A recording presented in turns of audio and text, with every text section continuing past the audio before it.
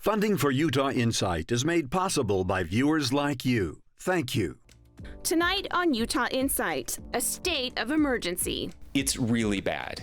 It's as bad as it's been. Utah is preparing for the worst drought conditions on record. How is the state taking action? It rains little, so yeah, I'm pretty mindful of conserving water myself. And what you can do to help save water. Experts join us to weigh in on Utah's drought disaster.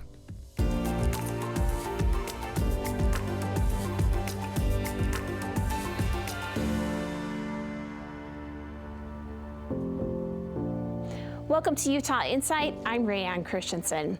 Utah is the second driest state in the country, but still leads the nation in water consumption. We haven't gotten a lot of snow or rain, and we've had hot temperatures. This year, we are now in one of the worst droughts we have ever seen. Take a look at this drought condition map of Utah. About 62% of the state is in an exceptional drought, 90% extreme, and nearly 98% severe. The entire state is in a moderate drought and abnormally dry. Joining us to talk about the extreme drought and what can be done to help, Zachary Frankel, the Executive Director of the Utah Rivers Council. Joining us by Skype, Lexi Peary, Southwest Bureau Reporter for KUER, and Todd Adams, Director of the Utah Division of Water Resources.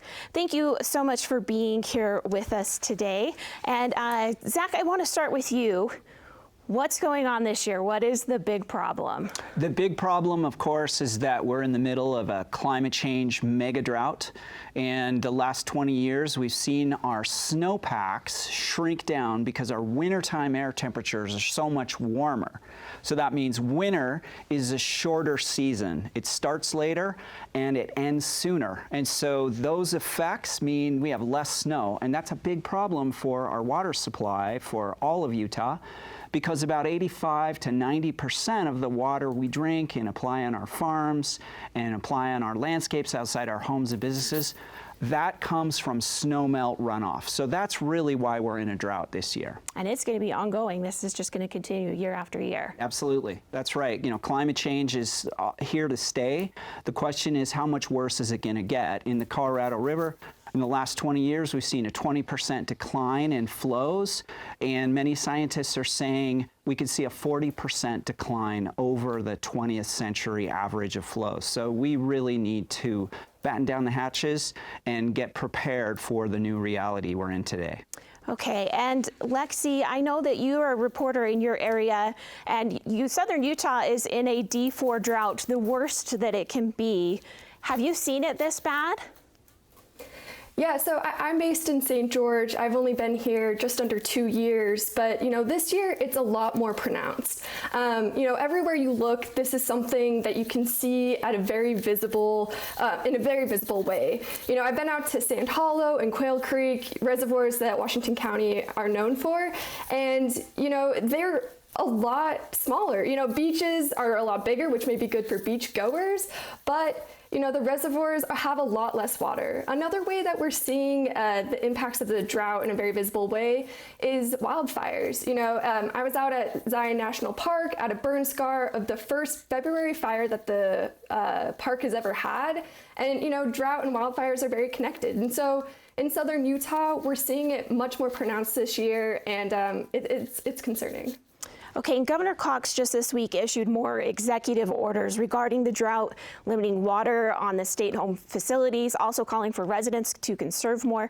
Todd, do you think that the state is responding adequately, or do we need to do more? At the governor's press conference yesterday, he called on all Utahns to do their part, as well as municipals and water providers to do their part, restricting water at the state facilities in the north 2 days a week and 3 days a week in the south, but has also asked that the local water providers provide restrictions in their local area based on their conditions to do their part also, as well as things that us as citizens can do to reduce our water use. Okay, and Zach, how do you feel that the state is doing?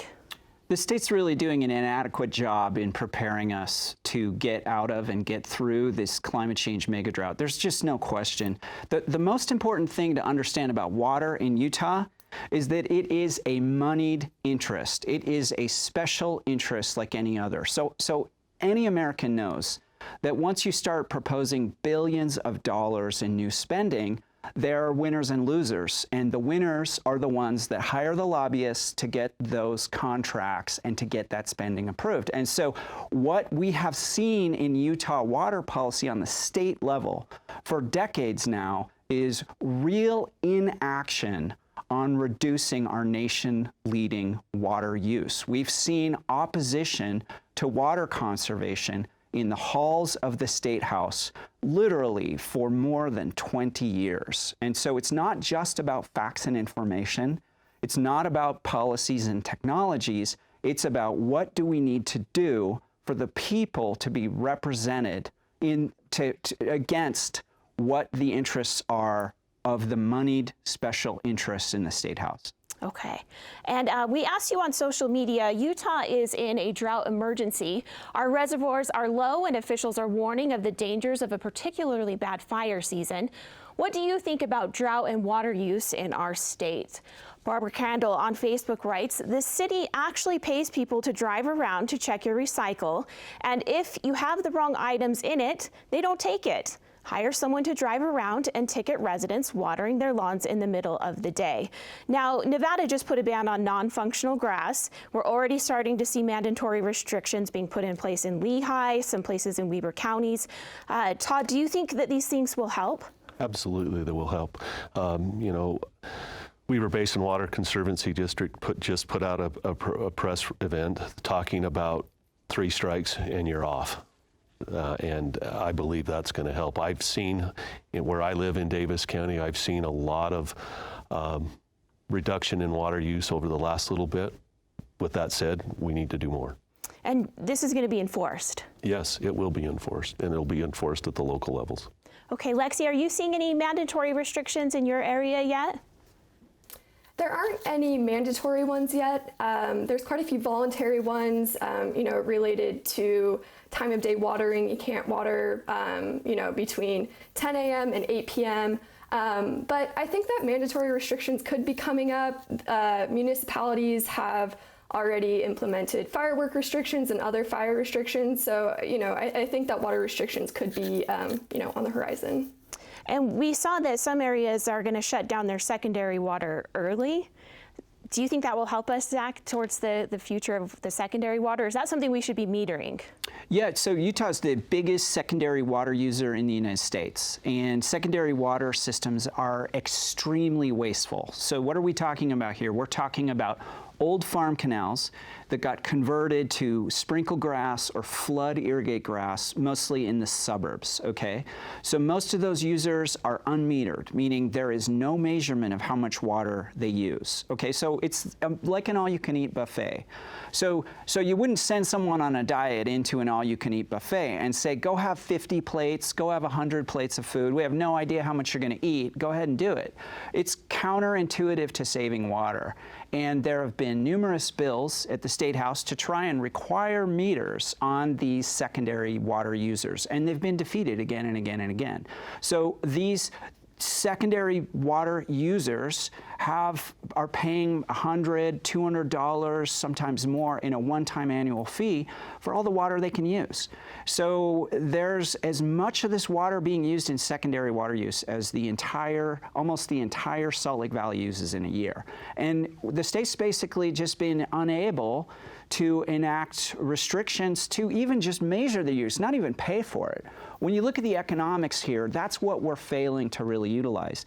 These secondary water users pay 10 cents, maybe they pay 20 cents per 1,000 gallons for the water that their neighbor using potable water to water their lawn might pay $2 or $3 or $4 per 1,000.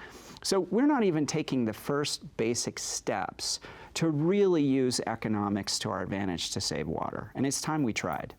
Okay, and Governor Cox at his last news conference here on PBS Utah says he sees the potential for mandatory water restrictions for residents, but those will happen by district. And he says most people overwater their lawns and everyone needs to cut back. Let me just state unequivocally, guys, it's really bad.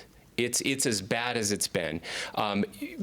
We need everyone in the state to understand right now that we're heading into one of the worst drought and potentially worst fire seasons that we've seen, and we've seen some bad ones.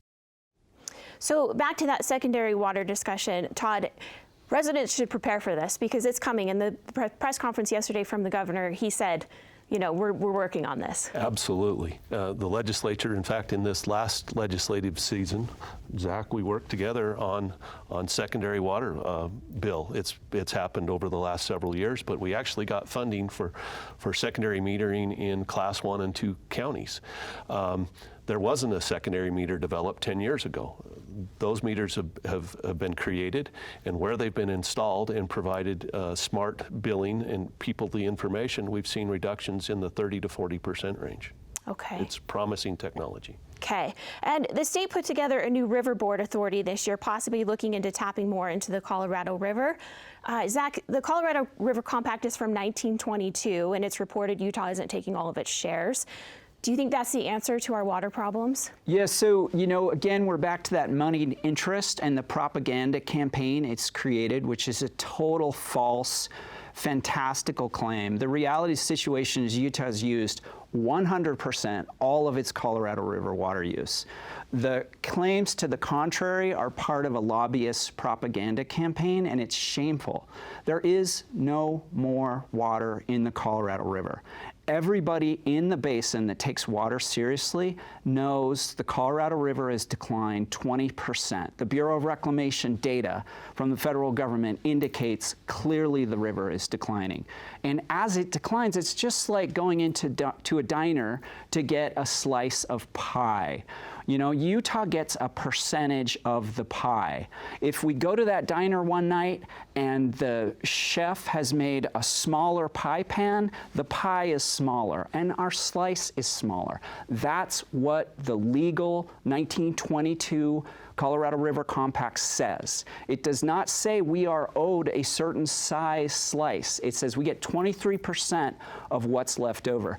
There is no more extra water in the Colorado River for Utah to develop. And it's sad that the lobbyists have so much power that they've misinformed Utah legislators into believing we have some surplus in the middle of a climate change mega drought. It's an embarrassing statement.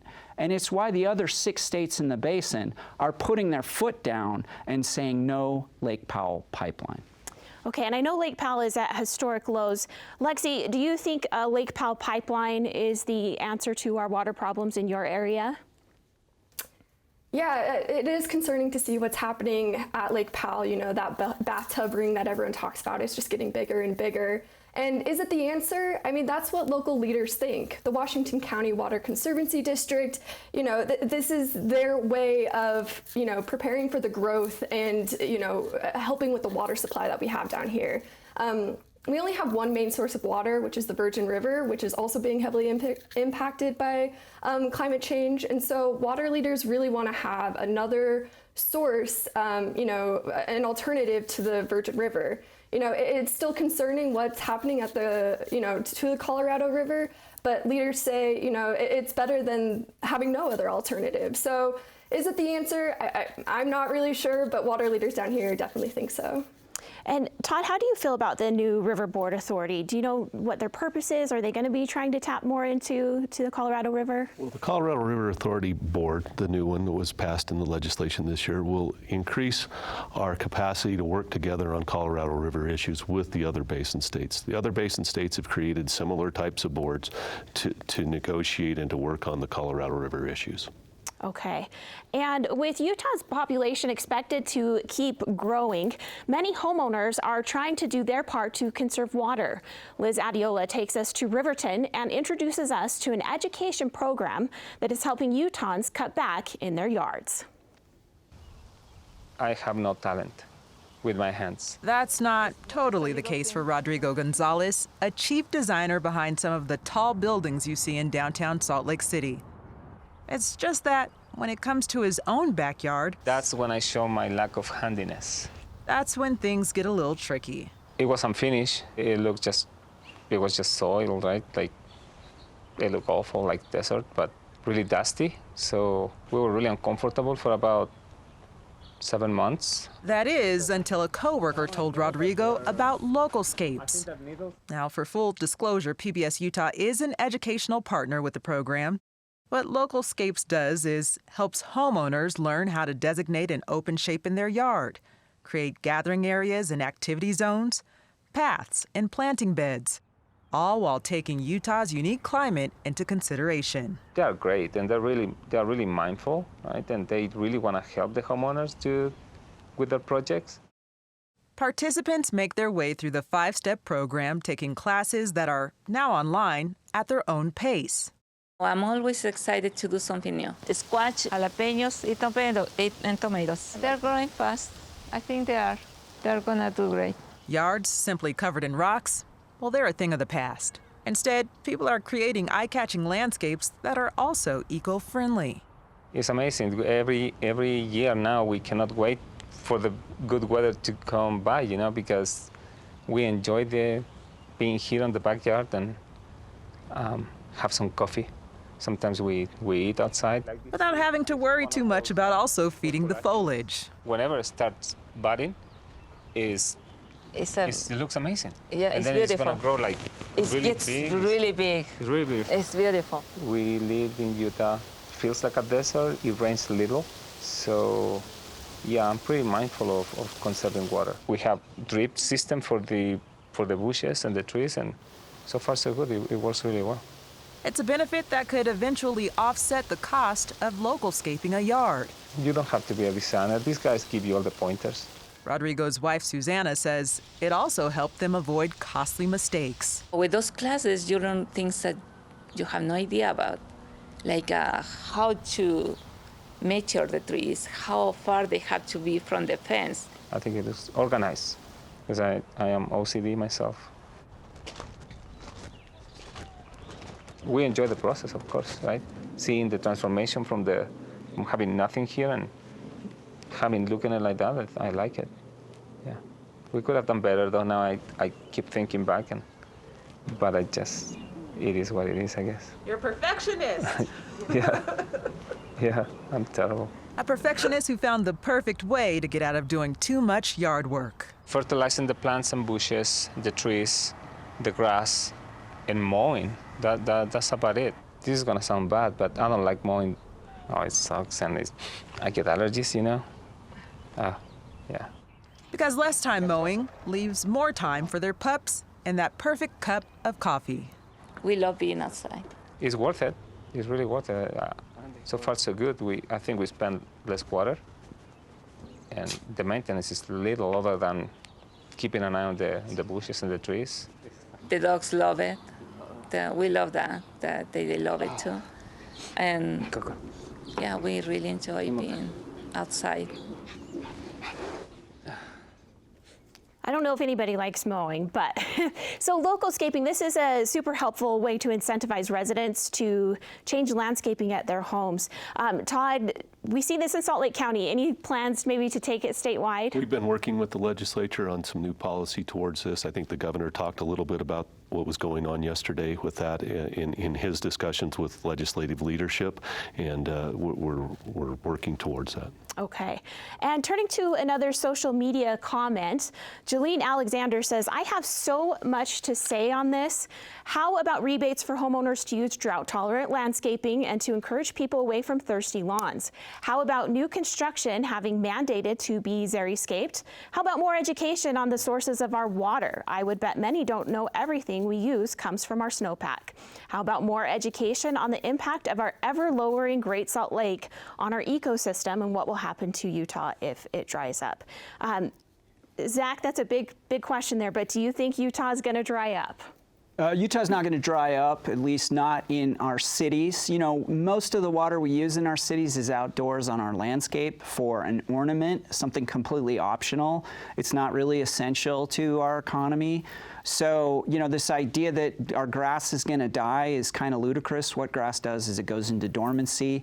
You might remember during the Great Recession when there were those bank foreclosures and homes' lawns, it turns yellow. When the home, they'd stay that way for a year, and the new homeowners would come in and flip the sprinklers on, and suddenly it's green again. So this obsession about grass is totally a silly thing.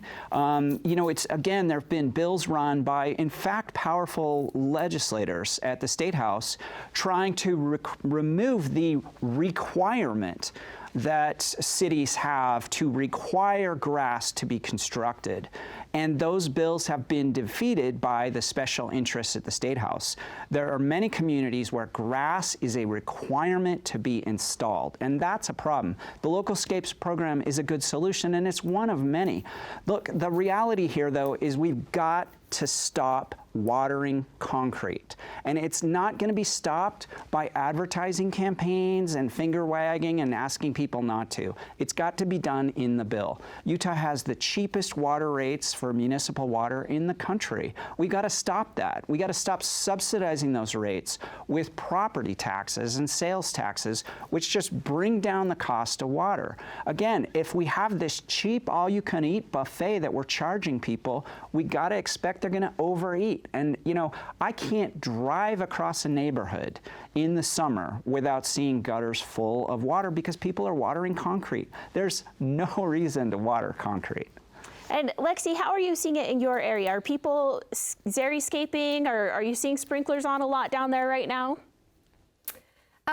You know, actually, localscaping is becoming more of a thing down here. I'm in the southern end of St. George, and just south of me, there's quite a few developments that are going in, Desert Color being one of them, and they're the first planned development in the state that's Localscape certified. So, you know, driving around, there's new developments are being more conscientious about their grass. You know, it's more in functional areas rather than decorative areas. And, you know, I talked to a researcher, though, at Utah State University about Localscapes, and, you know, she's on board. They're great. It's a great way to conserve water, you know, at your home. But she says that's not the solution for this year. You know, tearing up your lawns and changing your plants out is going to take more water to replant. So she says wait until the fall, or wait until we're, you know, out of the worst of this drought, and that's the time to start thinking about localscaping your lawns. Okay, and population growth is a really big factor here in Utah. We're growing. And Todd, do you think that we have the water supply to support this new growth? Well, the population growth in Utah, 2/3 of it comes from within. That's our kids and our grandkids that want to stay here. And who doesn't want to be with their kids and grandkids? We need to conserve more. We need to do more. We need to become more efficient. All of those things in order to meet those population growths. Okay, and 80 to 90% of our water usage is agricultural, but much of it's being lost in canals and pipes. So how do we go about fixing this? Either of you? Yeah, you know, lining canals or putting them in pipes to make sure the water's not seeping into the ground is the name of the game. And when it comes to water supply, there's really just two numbers you need. The one is the one you've named. 85% of the water we use in Utah is for agriculture. Our population is growing into the agricultural land sector. And so we should be converting the water. Unfortunately, we're ignoring that water source. There's 40 canals in the Salt Lake Valley alone that are full of water today, and most of those canals are not lined with concrete. The water's seeping into the ground. So we're also, you can go online and find 40, 50, 80, 100 water rights for sale today in Utah for water in the markets that are often being ignored for sale. So the thing to understand about water is that we have a multitude of water sources, and most of them are being ignored. When we talk about our water supply, we've got to focus on the numbers. And if I could, I'd like to quickly come back to the Lake Powell pipeline. Washington County has a larger water supply today than either the cities of Albuquerque or Tucson. And what's important to understand about that is that both Albuquerque and Tucson have populations of about 700,000 people. Washington County only has 180,000 people in it today. So we can run around and do the Chicken Little thing and pretend like the sky is falling, but when we actually look at the numbers, the reality is there's plenty of water in Washington County today for it to double and triple in population, and being afraid of the future is a poor way to embrace new technologies and policies. Okay, we have just a couple minutes left. Todd, do you have any final thoughts you want to wrap up here? You talked about canals, right? Canals are there to distribute the water to the water users that have the priority water right for that. Is there things that we can do with additional efficiencies and piping, absolutely, and we continue to do that. We have revolving loans that help individuals or entities pipe their canals and become more efficient, and we'll continue to do that statewide. Okay, and Lexi, any final thoughts? You know, conservation is key. We all need to be talking about it. I appreciate, you know, that state leaders are talking a lot more about it. You know, we're seeing the impacts across the state, and we really need to be careful about how much water we're using. Also, we need to be careful about wildfires. This is a really bad season. You know, there's been several that have started in the past few weeks, and so we really need to be aware of what we're doing and how we're impacting the environment. Okay, thank you so much for being here, and it was such an important topic, great discussion. Next week on Utah Insight, research shows up to half of Afghanistan and Iraq war veterans have some kind of mental health disorder. We look at what resources are available and what we can do to help keep those heroes safe. Thanks so much for joining us. We want to hear from you on our shows. You can share your thoughts using the methods on your screen, social media, email, or call in. Thanks for watching Utah Insight.